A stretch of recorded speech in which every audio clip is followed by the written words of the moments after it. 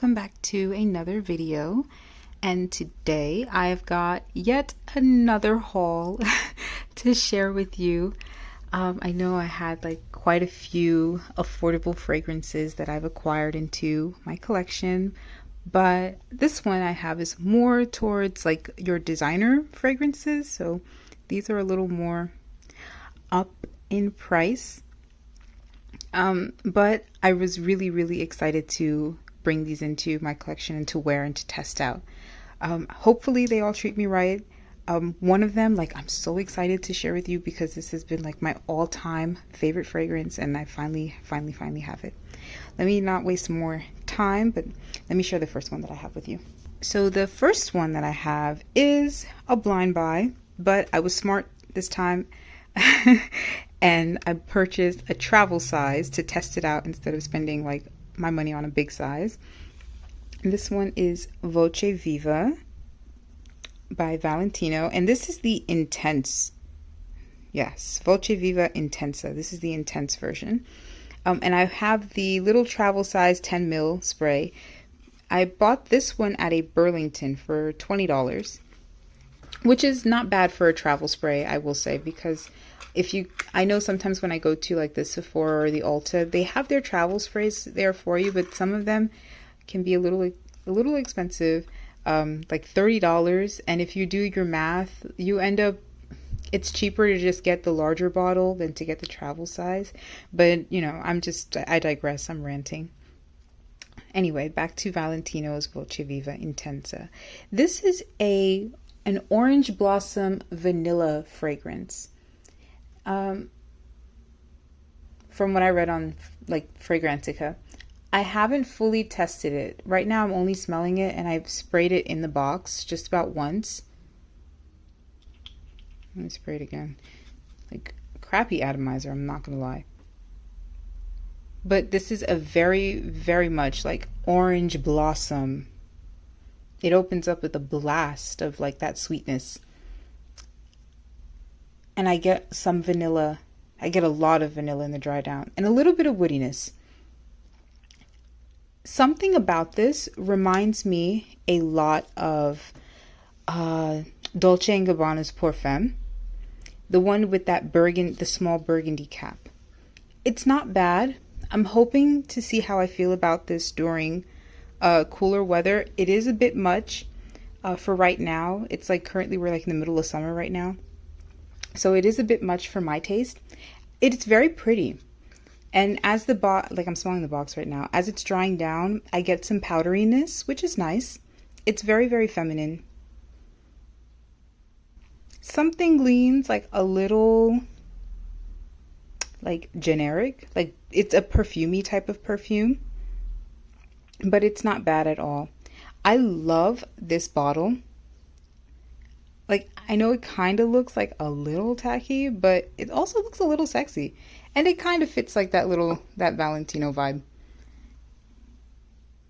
It makes me think of like that Donna Born in Roma type of aesthetic with the geometric shards. Something about it also makes me think of those belts from like back in the 2000s, 2010s. I don't know if you remember, but like those little studded belts that everybody used to wear. I know I had one like back in middle school. All my friends had one back in middle school. But that's what it reminds me of. I think that's kind of what attracts me to it. But yeah, that's Valentino's Voce Viva Intensa. The next one that I also purchased is another travel size. This is Carolina Herrera's Good Girl. This is the Eau de Parfum Légère. This is a roll-on, unfortunately, but again, doesn't stop me from wanting to wear the fragrance. I bought this one at Marshall's for $25, which isn't bad compared to, you know, if you go to your stores, your retail stores, you're probably going to get it for around like $30. So $5 off isn't bad, but I do not regret this decision like at all. Oh my God. Oh my God. This smells so good. So good. All of the women out there saying how good Good Girl is. Ooh. I should have never doubted them because I kept thinking like all that hype, it's not that bad. Now, I've smelled Good Girl. Anytime I go to the stores, I've always tested Good Girl. But the Légère version is so nice. This is supposed to be a lighter, not so much fresher, but a lighter, more like creamier, almost lactonic version of Good Girl. This one does not have coffee in it. There's no coffee note in it, but it has the most amazing dulce de leche note in the dry down mixed with like tonka bean. When I say that my eyes like roll to the back of my head smelling this. Ooh, it smelled so good. I'm on the hunt. I should have picked up like 2. I should have picked up 2 of these little roll-ons, but that's just like my little squirrel brain that gets excited about things and I want to get everything. Ooh, it smells so good. It smells sexy. It smells cozy. This would do amazing in the fall and winter. I feel like if you're wearing like the most softest cashmere or wool sweater and you're wearing that fragrance and you're all like bundled up and then you have like somebody smelling in like the crook of your neck and you're like, you smell good. That's what it smells like. Like absolute worst description, by the way. I know it was a terrible description, but that's what it makes me feel. This smells so sexy to me. Like, oh, I like this. I'm not gonna lie. I like this more than the original Good Girl. Like, I would prefer to have this over the original Good Girl. And Good Girl has been on my wish list for years. And this was just a random blind buy. Funny how that works. Next one is one that I'm testing out. And also like another blind buy. This is Yves Saint Laurent's Black Opium. And this is the Eau de Parfum Extreme. So I picked this one up at a Nordstrom rack for almost like $70 if you're including the tax, which is about on par for a 30 ml. I don't mind because I really wanted to try a Black Opium, and I'm hoping to find a Black Opium that I like. There's a lot of, hype around Black Opium, and there's a lot of praise around the scent. Love the bottle, hate the cap. I feel like the cap feels a little cheap, and it gets stuck, which I'm not a big fan of. But yeah, love the bottle. The scent, I'm not sure how I feel about it just yet. Now, granted, it's summertime, so it's really hot right now. And this is a very heavy coffee fragrance. This is not necessarily a sweet fragrance, which I always found like the original Black Opium to be too sweet for my taste. I do like coffee notes depending on how it's done. I had Britney Spears' Prerogative in the past, which had a coffee note, but I didn't really get coffee from it. And it was supposed to be comparable to Black Opium. And again, like I wasn't really that big of a fan of. I hear really good things about the Le Parfum version, which has like all that vanilla in it. So I'm curious to try that one. I picked this one up, like I said, it was a blind buy, and I'm very surprised at how unsweet it is for a Black Opium.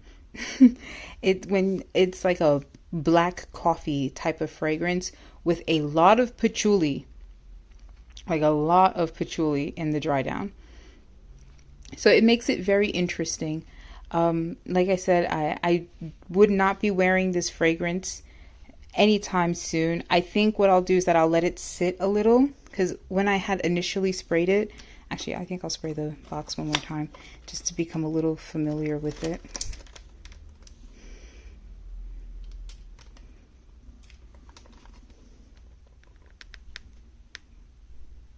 Yeah. Mm-hmm. Mm-hmm. A lot of bitter coffee in the opening. Less sweetness than the black opium. Still has that same DNA. There's supposed to be like cocoa or like chocolate in the notes. I'm not getting that at all. And I'm getting like a very earthy, very, very earthy, maybe almost slightly dirty patchouli. And it's surprisingly very powdery. Very powdery. It's interesting. I have to give this some more wear. I have to give this some more wear and see how I feel. Like I said, it's nice to have a black opium in my collection, but I'm wondering if black opium is for me. Maybe I'm just not a black opium girl, but these are just like, this is just like my relatively first impression. So take my words with a grain of salt, except for Good Girl.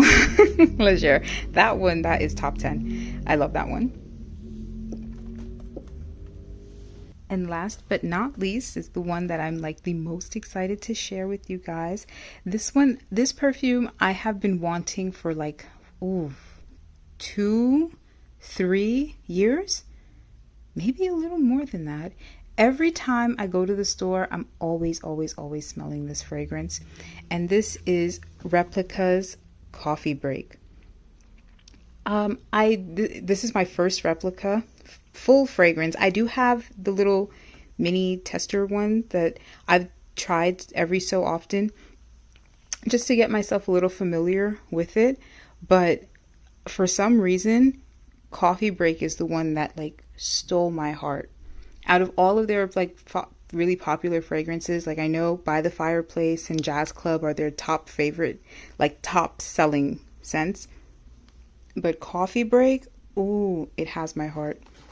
It has the most incredible opening of coffee and lavender and dries down to such a cozy, powdery goodness. It describes that creamy and cozy coffee. Now, I will say that coffee note is very, very short-lived. If anything, it's like a whisper of coffee. Like imagine like milk with a splash of coffee if you're the type of person who likes to drink your coffee like that. But it has a beautiful, beautiful like lavender cloud around it. And that was a massive truck outside, sorry. And a beautiful woody dry down. I don't know how else to explain it. I'm gonna like spray the box one more time because I have like other perfumes on me. Sorry for the noise outside, guys. I live on a busy street. But oh my god, this smells so good. I love this one. Like instant, like top favorite. It's slightly sweet, very much unisex. I feel like both men and women could wear this. It doesn't necessarily lean too masculine nor too feminine, but it's still so beautiful. Now, I will say that this does not remind me of anything. Usually with these the replica lines from Maison Margiela, the whole premise is that it's supposed to remind you of a certain time, like it's a snapshot of a time and moment or a memory. So like when you're smelling By the Fireplace, it really does make you think of a fireplace. It's very smoky, very woody. Jazz Club is a very boozy, slightly smoky scent. Lazy Sunday Morning, I don't also get that similar vibe. Lazy Sunday Morning is a very floral scent. And Autumn Vibes really makes you think of like wet leaves.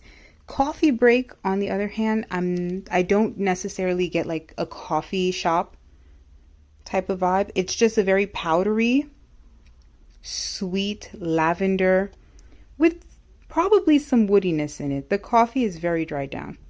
Very, not dried down, very, very toned down. But my God, do I love this scent. I love it so much.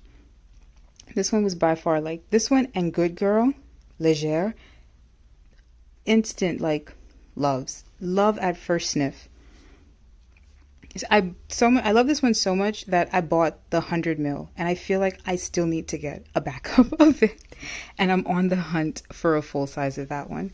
I swear, it's just, don't be like me, it's just my squirrel brain. But probably like a pretty good successful blind buy, except for coffee break. A little haul that I wanted to share with you guys. Let me know what you guys think. I truly want to know like your opinions on some of these fragrances, especially Voce Viva, Intensa, and Black Opium Extreme. I really want to know if anyone has had experience trying these fragrances. What are your thoughts?